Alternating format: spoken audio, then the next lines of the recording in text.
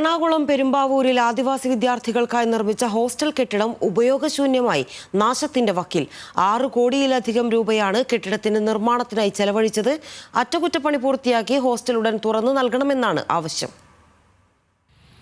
പെരുമ്പാവൂർ മുടിക്കലിൽ നിർമ്മിച്ച tribal hostel കെട്ടിടമാണ് സംരക്ഷിക്കാൻ ആളില്ലാത്തതിനാൽ നശിക്കുന്നത്. പെരുമ്പാവൂരിലും സമീപ പ്രദേശത്തെയും സ്കൂളുകളിലും കോളേജുകളിലും പഠനത്തിനെത്തുന്ന ST വിഭാഗത്തിലെ പെൺകുട്ടികൾക്ക് സൗജന്യ താമസ സൗകര്യം ഒരുക്കുക എന്ന ലക്ഷ്യത്തോടെയായിരുന്നു പദ്ധതി. 2021 സെപ്റ്റംബറിൽ നിർമ്മാണം പൂർത്തിയായ ഈ 4 നില കെട്ടിടത്തിന് ചെലവായത് 6 കോടി 22 ലക്ഷത്തിലധികം രൂപയാണ്. വിദ്യാഭ്യാസ വകുപ്പിന്റെ കീഴിൽ നിർമ്മിച്ച കെട്ടിടത്തിൽ 20ഓളം മുറികളും അനുബന്ധ സൗകര്യങ്ങളും ഒരുക്കിയിട്ടുണ്ട്.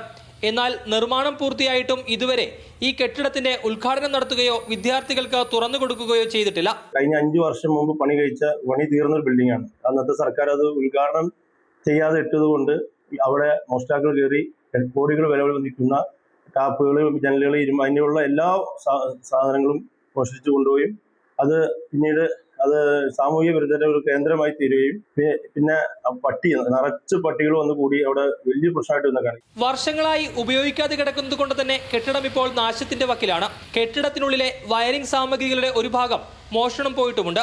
പല ഭാഗങ്ങളിലെയും ജനൽപ്പാളികളും അഴിച്ചുമാറ്റപ്പെട്ട നിലയിലാണ്.